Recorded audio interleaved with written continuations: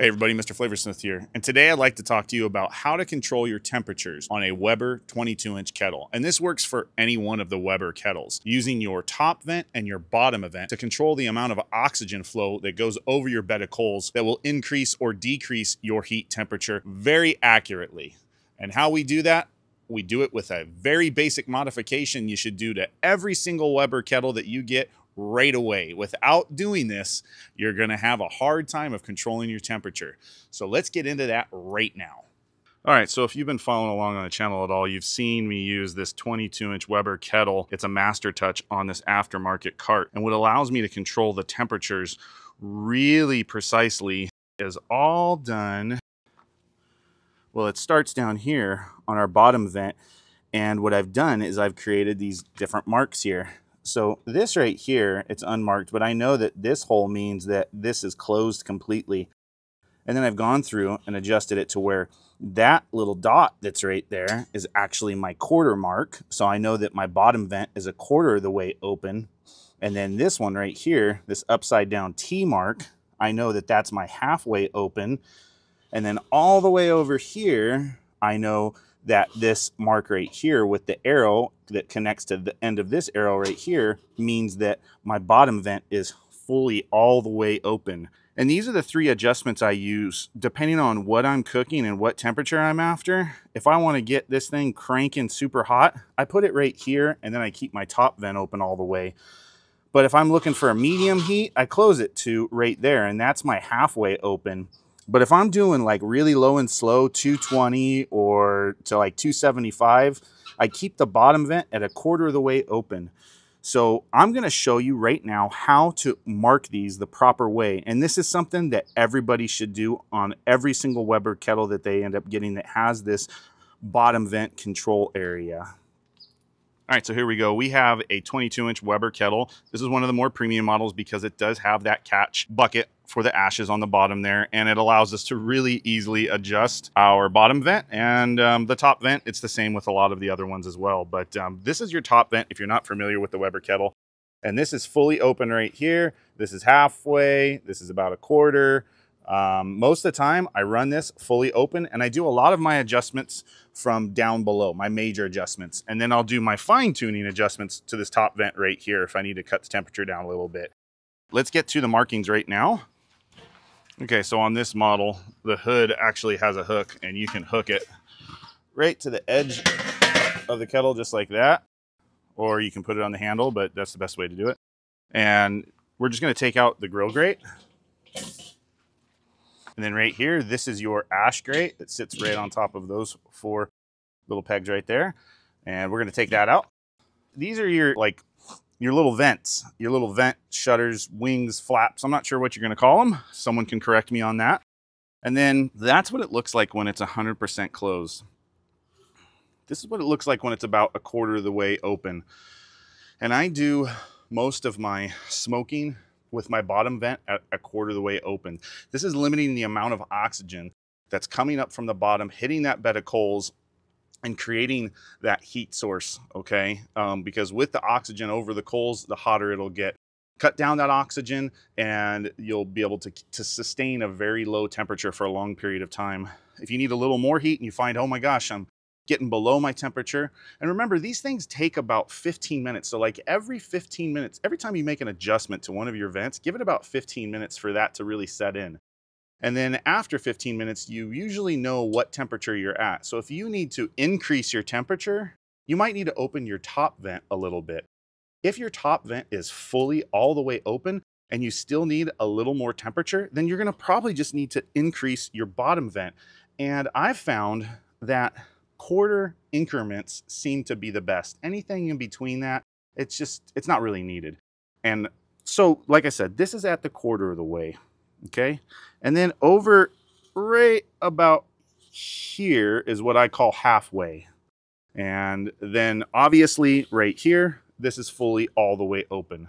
The only time I usually do fully all the way open is if I have a Santa Maria grill on here, or if I have a vortex on there and I'm doing wings, I need to get really hot temperatures, or if I'm gonna do a reverse sear steak and I'm using an indirect heat where I have the coals over at one side and my meat cooking over on the other side, I'm going to want to give that bed of coals the maximum amount of oxygen possible for that heat to travel around over to the cook area and cook that nice and evenly. And this is all you need to do this job. You just need a permanent marker.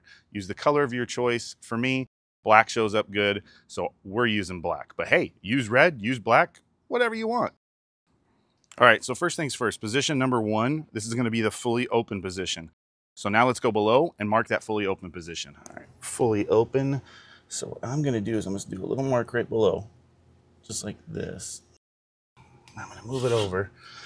What I like to do is I like to do a straight line down, just like this, and then I like to do a little triangle.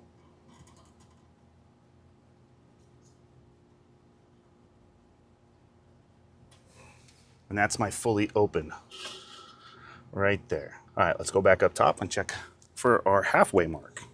All right, so now that we've marked fully open, let's do 1/2. And I'm gonna show you what that looks like. I like to have 1/2 cutting off the majority of the vertical part of that pea and then keeping this full bulbous part of the pea fully open.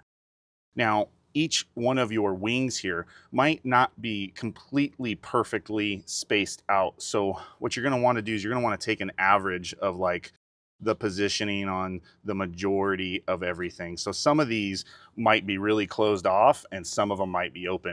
I go off of the one that's mainly the more open one. So right there, when we're looking at this, so this is fully, I'm gonna call this right there, right about there, about halfway.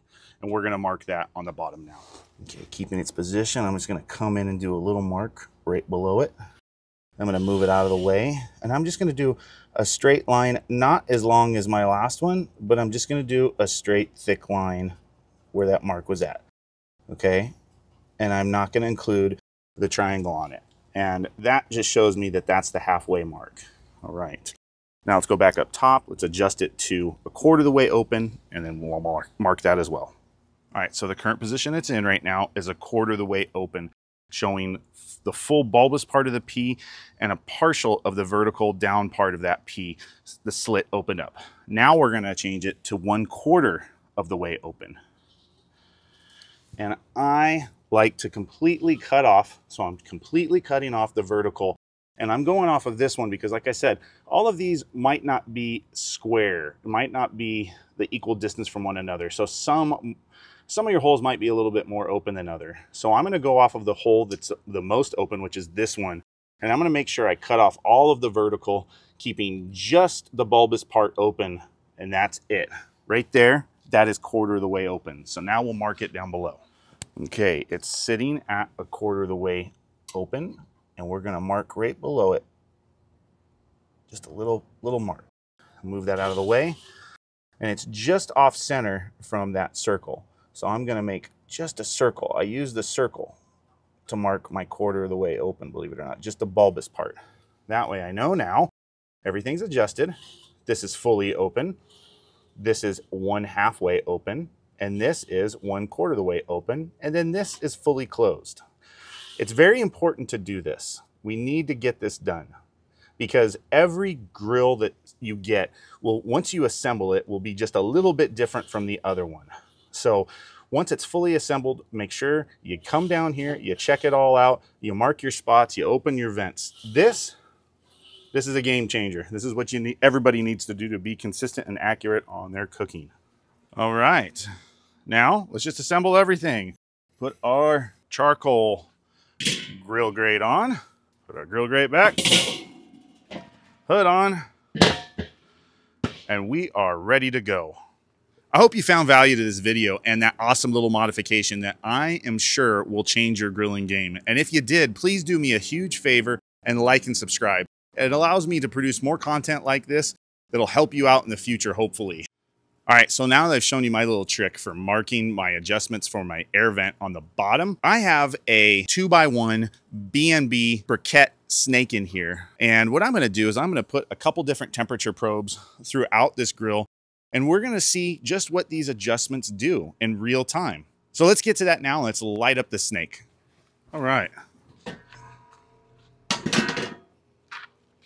I'm gonna cheat today. I'm gonna start off with a torch.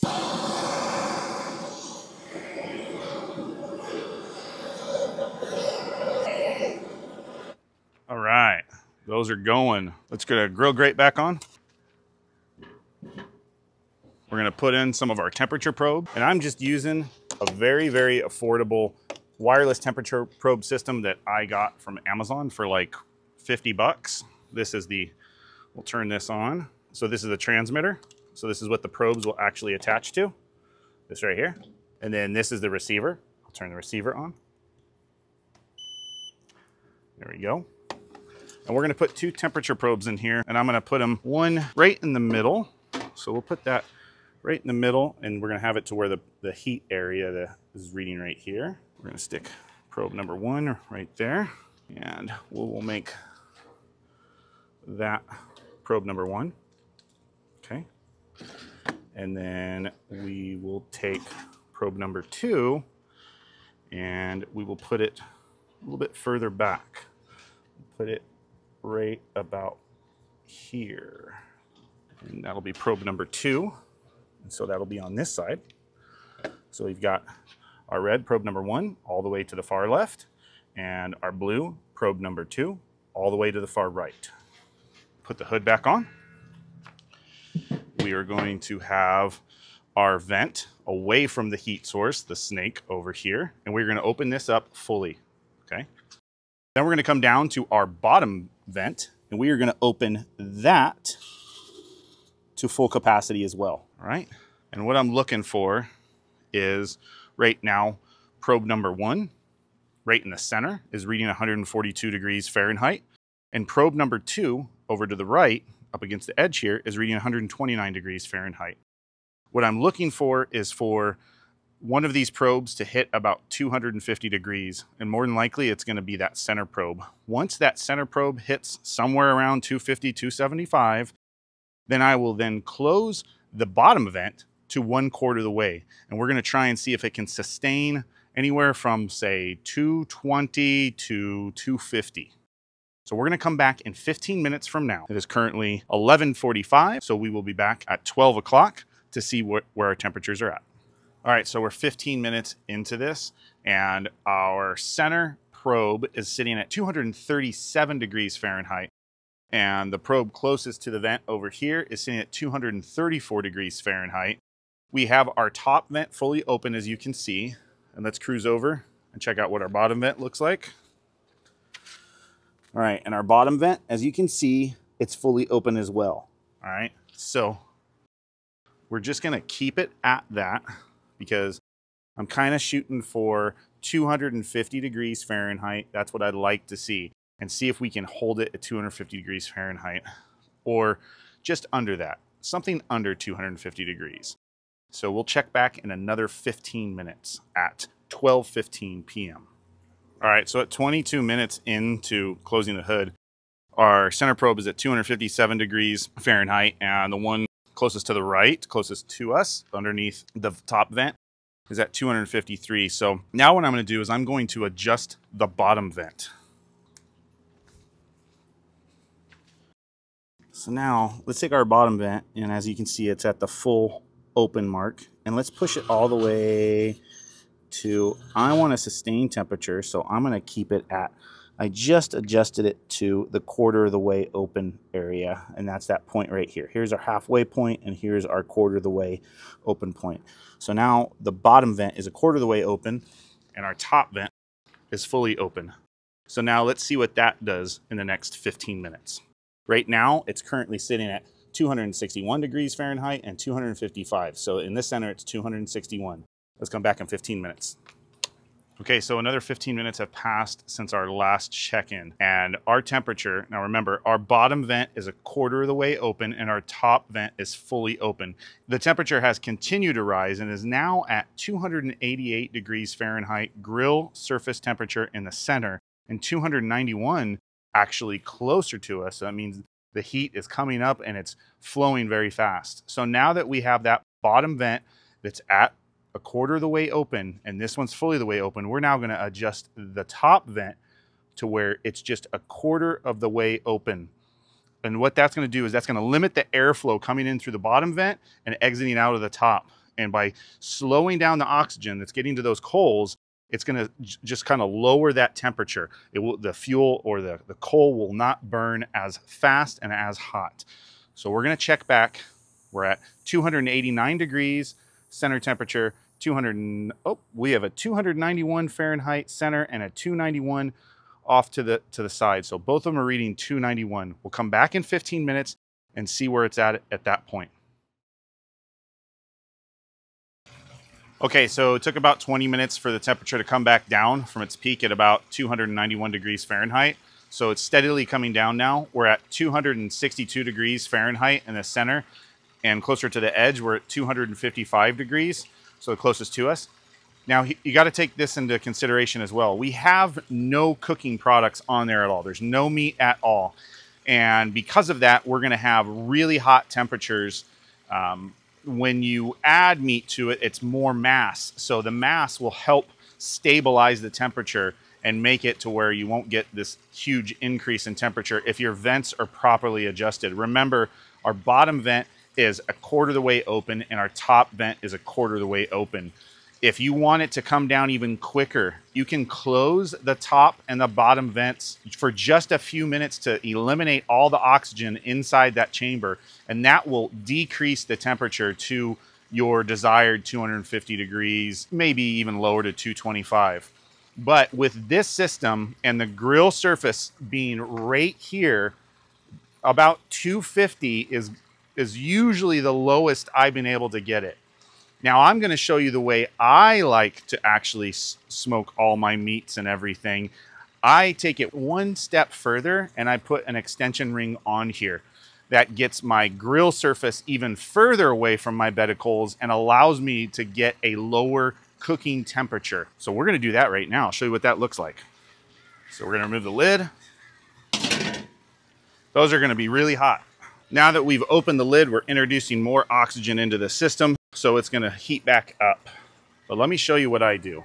I'm going to take these probes off of here real quick, put them to a side, remove the grill grate. I always put a rotisserie ring on there.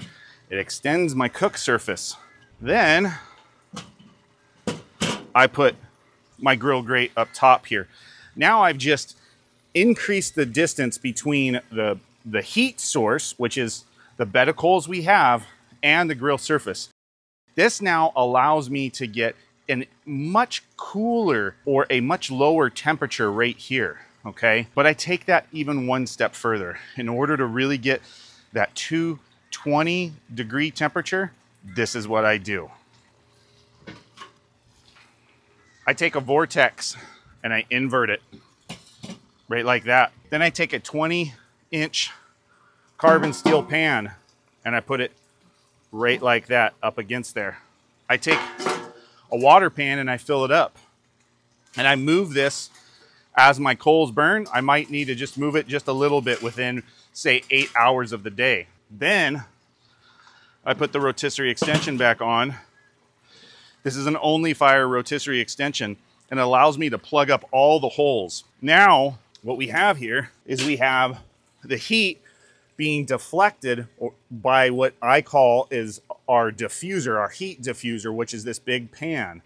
Now the heat's going to come up around this way and it's going to lower my cooking surface right here even more. Then I put my hood back on just like that. And I have heat source over here, way down here. And now the heat has to, and the smoke has to come up, travel up and over, and it really, it comes around. I mean, it really takes a lot to get to that. So I'm able to get where my meat is sitting. I'm able to easily get that 220, 225 degree temperature. And then I just fine tune it with my top vent. If I get too hot, I close it down a little bit.